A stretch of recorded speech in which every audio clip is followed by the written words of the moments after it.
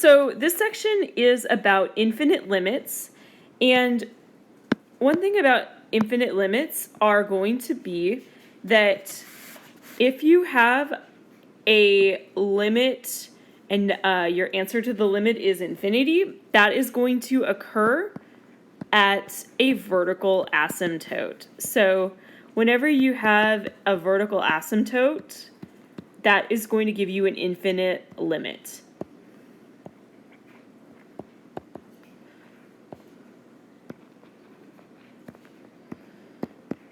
So I'm going to give you a few examples where you have a graph, and then we'll do a few examples that do not have a graph. So for my first example, I have the limit of 4 over x minus 3 squared as x approaches 3. For this one, you may or may not notice, hopefully you do notice, that there is a vertical asymptote at x equals 3. Even if you did not notice that from the graph, like you were wondering, does it just go up and then come back down? You can look at the equation. You'll notice that there is a vertical asymptote because if you were to substitute in 3 for your denominator, you would get a 0 denominator. So there is actually an asymptote in this one at 3. What this means is that we are going to have an infinite limit here. And because this 3 does not have a plus or a minus, this one you must look at it from both sides.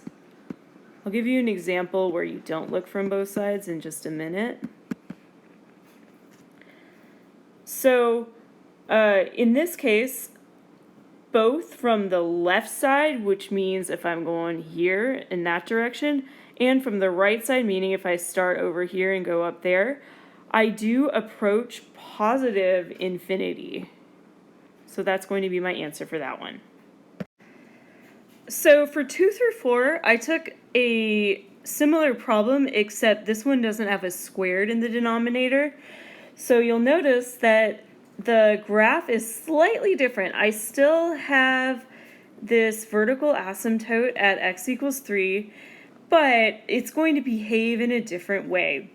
So for number 2, I've asked you to find the limit from the right side as x approaches 3. What that means is I'm going to be looking at it like this. It's going to be there. You'll notice it keeps going up, up, up forever and ever. That is going to be a positive infinity. For number 3, I have a limit as x approaches 3 from the left side, meaning from here, it's going to go down forever and ever and ever. That means that it is negative infinity. So then for number 4, really similar to question 1, the only issue with number 4 is that the function does not approach the same place from both sides. In this case, we're going to say that the function does not, or that the limit does not exist. So we're going to write DNE. You can write does not exist if you want to. So I'd like to discuss one thing before we talk about how to evaluate these types of problems algebraically. And that is if you have a number over a number very close to 0, I'm going to say like 0-ish number, because we know we can't divide by 0, so we're not going to say it divided by 0. But if you have a number that's very close to 0 and it's positive,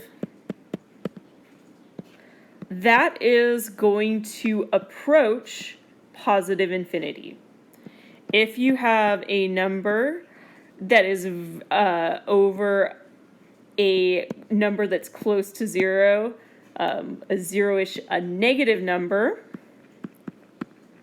that is going to approach negative infinity. Sorry about the 0-ish idea. There's no easy way to explain it.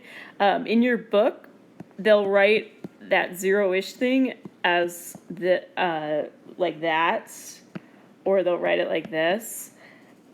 But just know that that means positive number close to 0. This means positive number or negative number close to 0. So, should be a number sign, by the way.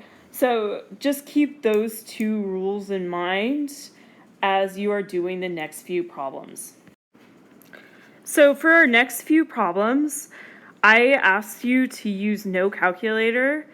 However, I do actually recommend that you check your answer using a calculator, and I'll show you what the graph looks like afterwards, just so that you can make sure that you understand what's going on, so you could see it both algebraically and graphically.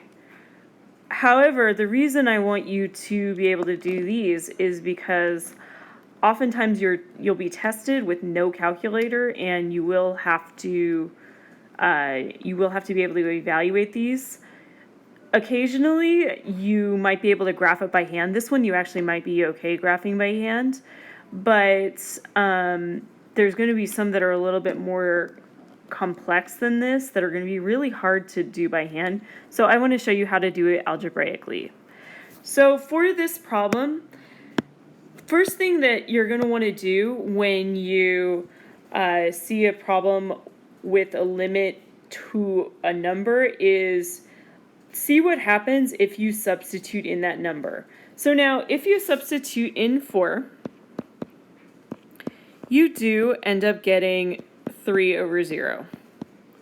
That is not an actual number. So just a little hint, don't write 3 over 0 on the AP test. Well, you can write it, but if you do, cross it out. They actually mark off points if you put something that's not a valid statement, and anything over 0 is not going to be a valid statement. So just to be safe, if you have something like that, feel free to cross it out, then they're not allowed to grade it. So for question number 5, we'll start by, I am going to plug in 4 for the numerator. That's perfectly okay. The denominator, however, is a little bit weirder. So the thing that I would plug in for x if I were direct substituting would be a number that is very close to 4, but slightly more than 4. So this is going to be something slightly over 4. What's going to happen, you can think of numbers over 4, like 5, 6, for example. That will give you a negative number that is just a little bit more than 4. So I'll write it using the notation that your book uses. You will see this as 3 over a negative number that's really, really, really close to 0. So if we remember from the previous thing I just said, if you have a number over a negative number close to 0, that's going to give me negative infinity. So then for the next one, we're going to get 3 and over. So then for this one, this x, when we directly substitute, is going to be a number really close to 4, but slightly less than 4. So like 3.99 or just something a little bit less. If you have a number less than 4 here, like 3, 2, 1, you are going to get a positive number in that denominator. So remember that that's going to give me a positive infinity. All right, so then the last thing is the limit as x approaches 4 of this one. Because both the right-hand limit and the left-hand limit are not the same value, we're actually going to say that this limit does not exist. So I do think it's a good idea on these problems, even if it says no calculator, to graph them and just take a look at them. So you'll notice there is a asymptote at x equals 4, and you can see that as we're approaching 4 from the positive side, we do go towards negative infinity. We get really, really small. As we approach 4 from the left side, we are going to get closer and closer to positive infinity. By the way, just a side note, you're welcome to put a plus in front of your infinity. It doesn't really matter. You'll see it both ways. And because we go in different directions, we say the limit at x as x approaches 4 does not exist. So please pause the video and try these problems on your own. So for number 8, we are going to substitute in 2 for our numerator. For the denominator, as we approach 2 from the right-hand side, you can think of things to the right-hand side of 2, like 3, 4, 5. If we were to substitute that into the bottom of this equation, we would get a very, very small positive number, which would give us the limit approaching positive infinity.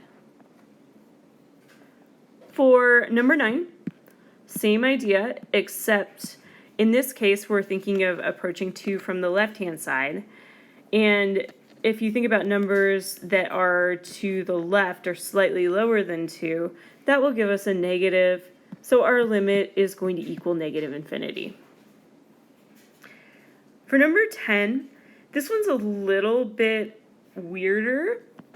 So if we substitute in -1 from the negative side, that's going to be numbers that are smaller than -1. For example, like -2, -3. So numbers that are smaller than -1 are actually going to give us a negative in those parentheses. However, we have a squared sign. So in the end, this problem will be a positive, and our answer is therefore going to be positive infinity.